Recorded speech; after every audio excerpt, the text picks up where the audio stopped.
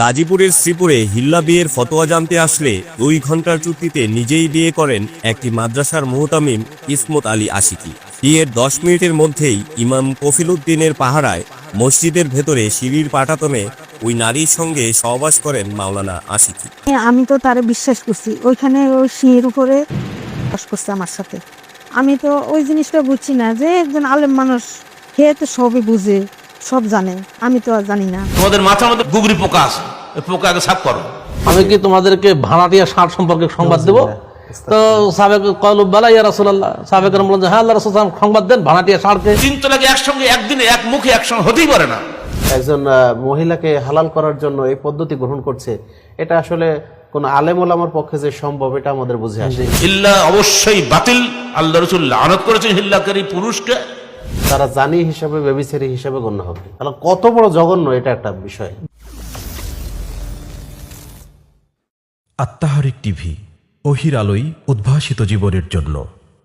ধরুন একটা মহিলা তালাক দিয়ে দিয়েছে, পুরুষের আর মহিলার সঙ্গে সাংসারিক জীবনে রাগারাগি হয় না, তালাক তালাক তালাক 3 তালাক ছেড়ে দিলে বউ চলে গেল।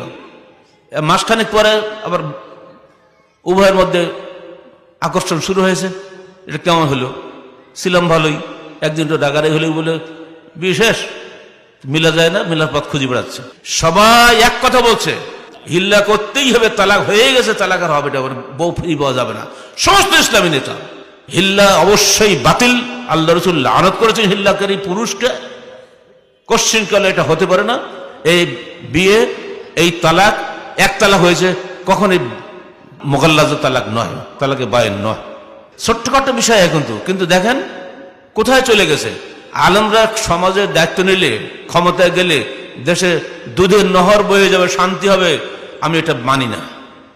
আলেমদের মধ্যে যে আকীদাগত গোলমাল আছে, এইটাকে সাইজ করতে হবে। তোমাদের মাথার মধ্যে গুগরি পোকা আছে, ওই পোকাকে সাফ করো। নইলে কি করে বললে যে তারা নিজেরা রাগারাগি করে একসঙ্গে 3 তালাক দেবে? 3 তালাক হলে কেমন করে? কোথায় কোরআনে কোথায় আছে দেখাও। কোরআন বলছে তালাক মাররাতান ফাইমসাকুম বিমারুফিন আও তাসরিহুম বিইহসান। তালাক পর 2বার হবে, 3য়বার তুমি হয় রাখো না ছাড়ো।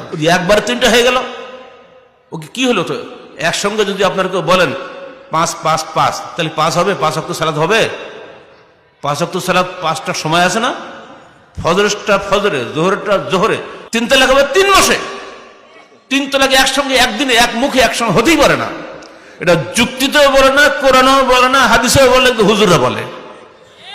অতএব হুজুরের মাথাকে ঠিক করো। এসব মযহাবী দ্বন্দ্ব নিয়ে ক্ষমতায় যাওয়া এটা হতে পারে না। আর এই কারণে ডক্টর গালেব কারাগারে যায়, বাংলার জমিনে আর কেউ যায় নাই।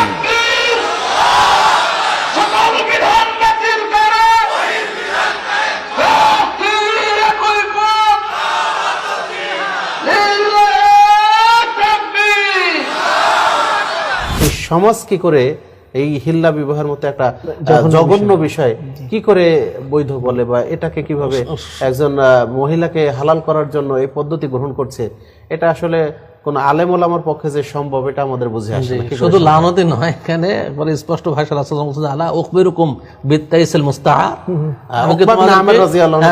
আমি কি তোমাদেরকে ভাড়াটিয়া ষাট সম্পর্কে সংবাদ দেবো? তো সাবেক কলব বালা ইয়া রাসূলুল্লাহ, সাবেকের বলেন যে হ্যাঁ আল্লাহ রাসূল সংবাদ দেন ভাড়াটিয়া ষাটকে। তো রাসূল সাল্লাল্লাহু আলাইহি ওয়াসাল্লাম বললেন আল মুহাল্লিল। ভাড়াটিয়া ষাট হলো যে হালালকারী পুরুষ, একজন সে হলো ভাড়াটিয়া ষাট। তাহলে কত নোংরা ভাষা ইউজ করেছেন। তার মানে এই ধরনের ঘটনা আল্লাহ রাসূলের যুগেও সম্ভবত ঘটেছে, এবং সেখানে আল্লাহ রাসূল এত বড় নিন্দা করেছেন। জি জি। তারপরও আমাদের সমাজে এটা কিভাবে জায়েজ করার জন্য ঘটেছে। ওই যে আব্দুল্লাহ ইবনে ওমর রাদিয়াল্লাহু আনহু এটাও বলেছেন যে এই হালালকারী সে যদি ওই মহিলা যাকে বিবাহ করলে শর্তে তার সাথে যদি 20 বছর অবস্থান করে, তারপরও তারা জানি হিসাবে ব্যভিচারী হিসাবে গণ্য হবে।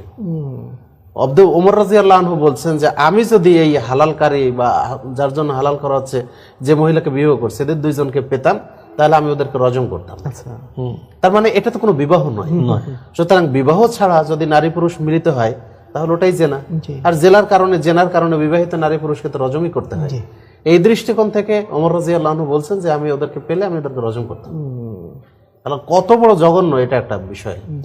তো এরপরেও সমাজ কিন্তু, বিশেষ করে যারা মাযহাবী ভাইরা আছেন, তারা কিন্তু এগুলো না জানার কারণে বা অনেক সময় মাঝহাবি গোলামির কারণে তারা এটা- গোলামির কারণে কিংবা আলেম ওলামাদের মাধ্যমে, এক শ্রেণীর আলেম ওলামার মাধ্যমে প্ররোচিত হয়ে তারা এই কাজটা কিন্তু করে। কিন্তু একটা জিনিস আপনি দেখবেন যে যারা মূলত ব্যক্তিত্ব সম্পন্ন পুরুষ বা নারী, তারা কিন্তু এটা কখনো চায় না।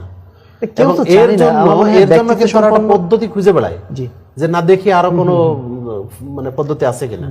সেটা দেখে দেখে দেখা যায় তারা বিভিন্ন জায়গায় খোঁজে এবং বছরের পর বছর তারা অপেক্ষা করে, অপেক্ষায় থাকেন, জি। অপেক্ষায় থাকে যে না হালালের আরো কোনো পদ্ধতি আছে কিনা। এখানে মূল সমস্যা আমি যেটা দেখি, মূল সমস্যাই হলো একসাথে 3 তালাককে 3 তালাক গণ্য। জি জি জি।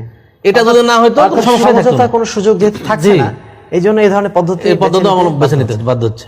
জি। মানে ইসলামের যেটা দেওয়া যেটা পদ্ধতি, সুন্নতি পদ্ধতি, যখনই সুন্নতটাকে বাদ দিয়ে বেদায়াতি পদ্ধতি অবলম্বন করছে, তখনই কিন্তু একটা হারামে লিপ্ত হতে হচ্ছে তাদের। সুতরাং এটা থেকে আমরা দর্শক ভাই বোনদেরকে আমরা বলবো যে তারা যেন এইসব হারাম পদ্ধতি থেকে তারা বিরত থাকেন এবং এর ধারে কাছেও যেন কখনো না যান।